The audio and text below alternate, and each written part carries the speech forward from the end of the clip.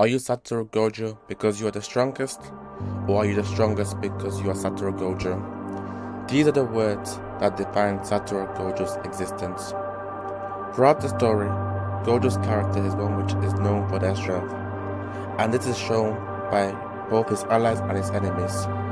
He is feared by the villains to the extent that most went into hiding just from the idea of potentially facing him as a kid, and those who carried on used whatever means available to avoid contact with him, with this consistently being shown by the creation of specific barriers for an encounter against Gojo, whether it was the barrier to prevent him coming in during the Kyoto Goodwill arc, or the barrier that only allowed him in the Shibuya incident. Even his own allies, his students, and every Jujutsu sorcerer revere him. When every student was asked what they thought of Gojo, they all replied, the strongest. As the pinnacle of the Jujutsu world, even the higher-ups are powerless against Gojo. When Yuta was wanted for execution, due to Gojo's intervention, the decision was overturned. When the order for Itadori's execution was made, once again, because of Gojo, that was prevented. Even Megami's existence is protected by him. Had it not been for Gojo, the Zenin clan would have taken him and most likely used him as a tool for their own self-serving agenda of preserving and growing the family name, recognition and power. But here lies the tragedy with Gojo, because no matter how physically strong he is and all he has done, Gojo doesn't actually achieve anything.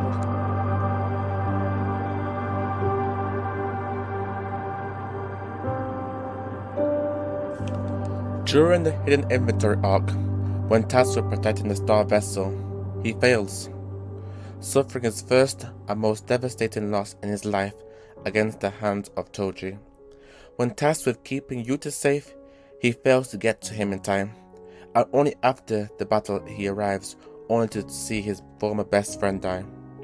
Had Geto not have to split his cursors between Kyoto and Tokyo, he would have beaten Yuta and killed him before Gojo could arrive.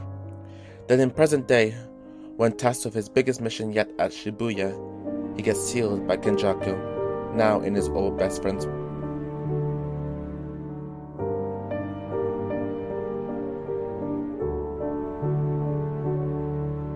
body, Geto.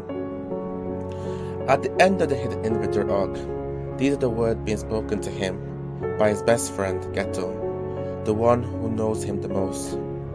As such, they truly cut deep because they challenge Gojo's inner self and the person who he really is. If his battle against Toji was Gojo's first physical loss, shortly after, this would be his first mental loss as it attacks his character. It forces him to confront another battle he had always been fighting but didn't realize. The battle against his own loneliness, created by his overwhelming strength, which he ultimately loses in. Geto, before instance, was the one person that Gojo considered equal, shown by their line, "We're the strongest." Contrast that to after becoming the strongest. As a plural, we, he is happy and smiling. There is genuine joy from Gojo, but when he alone becomes the strongest, that smile is lost. Before, simple things like going on missions, goofing up at school, and playing basketball made him smile. But then after, you could only see him when he's dominating his opponents with his strength, as he humiliates Jogo after their first match and absolutely annihilates Hanami in Shibuya. Before, everything outside of strength made him happy. Then after, he could only find joy in said strength. This is what leads me to describe Gojo as strong enough to have it all, too weak to take it. That no matter how strong you are, it is evidently meaningless when you can't do what your heart truly desires the most. Gojo's Kursenik is the embodiment of this, limitless and infinity. While he considered the strongest technique, allows Gojo to protect himself from all attacking forces so no one can harm him. After tasting defeat, this ushers Gojo's resolve into increasing his strength to the point he can use it subconsciously. As I believe this is the manifestation of Gojo fully accepting that not only is he the strongest, he has to stay the strongest at all times. Because if he isn't the strongest, then his existence means nothing. But this comes with the cost of the isolation and the loneliness that he has always been fighting his entire life. At the same way infinity creates an impenetrable barrier from opposing forces, it creates a barrier for the people who he cares for the most. Just like the enemies can't physically touch, harm him, his allies cannot emotionally be in touch with him either, but they simply cannot understand what it means to be the Satoru Gojo.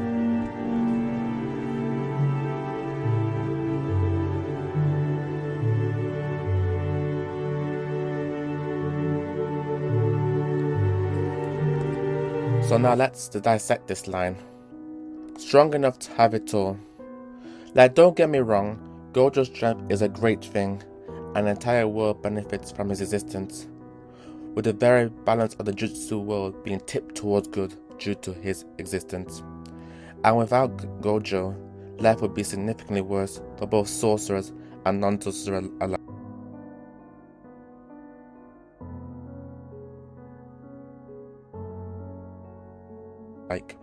With an untold number of arising deaths. Being a special grade sorcerer, Gojo's strength is considered at the bare minimum equal to the military. As such, Gojo is sent alone on many missions, as most threats he can manage effortlessly and single-handedly. He is also naturally skilled at all levels, whether combat or not. Gojo having the sixth sense gives him incredible analytical and perception skills, which comprise him being a very quick learner at most things. He is proficient at curse techniques, a master of reverse curse technique, in addition to being able to use the main expansion multiple times in a day, making him the pinnacle of strength. Outside combat, Gojo is also very smart, great at sports, as well as popular with the girls. So at an outside glance, it's understandable to think Gojo's life is perfect, but here lies the flaws with this kind of existence. Too weak to take it. Going back to the hidden inventory arc, after the fight between Toji, Gojo meets Geto again for the first time at the Star religious group's base. Gojo asks Geto if he should kill all the cult worshippers. With his strength, such a task would be effortless, and no one would be able to stop him, nor reprimand him for such actions. But Geto tells him that there is no point, as they would be disbanded soon anyways. I believe this question is one he entrusts to his friend to answer, as whatever action he would take, he would know his best friend would still be with him and support him. And this is someone who he would not want to lose. It is impossible to truly know what had Gojo not asked Geto what he would have actually done. But if I was to choose, it would have been to kill all of them. As at this point in his character, Gojo did not believe it's a sorcerer's duty to protect the weak. But this here shows the mental blocks Gojo has, which prevents him from doing what he intrinsically may want to do. But if it means preserving his friendship, it is more sacrifice to make. This continues on at the crossroads of his destiny with Geto. After killing all non-sorcerers at the village, Geto is now branded a criminal in the Jujutsu world, and it is here Geto proposes the idea of killing all non-sorcerers to end the creation of cursed spirits. In response, Gojo tells Geto to give up on the idea of killing all non-sorcerers. Gojo says, "You're going to kill all non-sorcerers and create a world of Jujutsu sorcerers only? You know that's impossible." To which Geto rebukes. Geto states, "How arrogant. You could do it too yourself, Satoru. Yet you try to convince someone else that it is impossible to do something that is possible for you." Leading to the iconic line, "Are you Satoru Gojo because you're the strongest? Or are you the strongest because you are Satoru Gojo? Gojo, being the strongest, is capable of doing anything, but here what he wants to do is appeal to his friend through his words. However, he fails. Geto is walking away.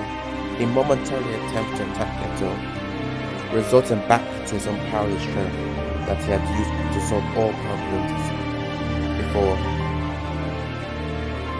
But he stops himself, realizing how powerless he is in this moment to save his friend, the person who means the most to him, the one who kept him from being alone, showing truly how weak mentally Gojo is. Private John Kabat-Zinn explains, if you're a strong-willed and accomplished person, you may often give the impression that you're invulnerable to feeling inadequate or insecure or hurt. This can be very isolating and ultimately cause you and others great pain. Other people will all too happy to take in the impression and to include in propagating it by projecting a rock of Gilbert or persona onto you, which doesn't allow you to have any real feelings. In fact, you can all too easily get out of touch with your own true feelings behind an intoxicated shield of image and aura. This is shown through Gojo. He toys with his opponents. He casually messes about with one thing in Sukuna, completely disrespects Gojo and insults him, calling him weak. Strong man to Jujutsu sorcerer high-ups and mercilessly destroys enemy. But this naturally masks his inner pain, because despite being with people, he still feels alone. His strength is what defines him, and to break the image of himself would be character assassination. He would be nothing. This creates a pressure for Gojo to always be unfazed, unmatched and invincible, never being able to ask or rely for help from anyone. This only further creates a barrier from him and everyone else.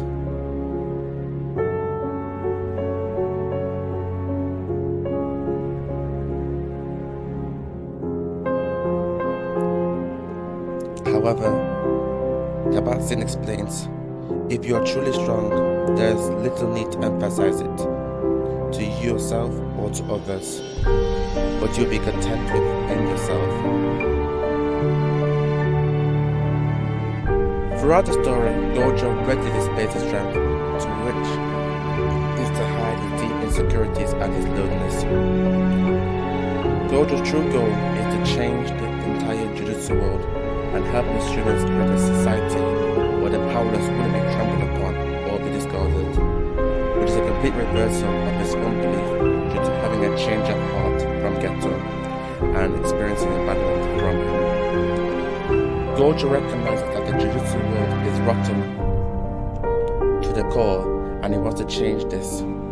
He ponders how he could easily kill the higher-ups since he is just that strong. However, this solution would not be sustainable and only perpetuate that the strong enforce their power over others. This creates a dilemma that he is strong, but the type of strength he has cannot resolve or change anything, and therefore he is actually weak. This represents the idea that he is strong enough to have it all, but too weak to take it, as it simply would not last. And that is why Gojo decided to change the system from within. He decides to raise the next generation and to change the Jujutsu order from within. He seeks to foster a generation of sorcerers of that one day hopes he can equal him. But inwardly, I don't believe Gojo believes this is to be possible. So he puts on a mask that he's trying to achieve a goal that he can never reach. Manga spoilers ahead, so if you're not caught up, thank you for listening. Please skip to the intro. But all is not lost, as Kabat-Zinn provides a solution. Instead of emphasizing your strength, the best take another track entirely and direct your attention to where you fear most to look. You can do this simply by allowing yourself to feel, even to cry, to not have opinions about everything, to not appear invincible, or feeling unfeeling to others, but instead being in touch with and appropriately open about your feelings. But what looks like weakness is actually where strength lies, and what looks like strength is often weakness, an attempt to cover up fear. This is an act or facade, however convincing it may appear to others or even yourself. Following his battle with Sukuna, Gojo is killed, and we see him at a new crossroads of destiny of what direction to go. In the afterlife, Gojo reunites with Geto and is able to confide in his old friend again, allowing him to openly express his feelings. No facade, just his untroubled thoughts, something he hasn't done for a very long time. He reflects on his uncertainty if he was ever able to reach Sukuna's level and actually be able to beat him. Albeit a simple question, I believe this is a massive for Gojo's character. For the first time in his life, he outwardly expresses doubt in his strength, something he had always had unmatched pride in and was his identity. But instead of being sad or dejected or regretful, it appears Gojo feels relief, almost like a weight had finally been taken off him. He accepts his weakness. Following this conversation, Gojo is then given a decision to make on the direction he should go. He is then proposed to either go north and become something new, or go south and return to what he once was. I believe Gojo will choose north and be reborn. Finding comfort in his weakness, Gojo will no longer be bound by his strength of image of strength that he had been burdened that he had carried his whole life. And my prediction is that he will lose his ability and get a brand new power to reflect this change. And despite losing his ability, which is strength, he will finally be able to have what he truly wants all around: the camaraderie and the feeling of belonging.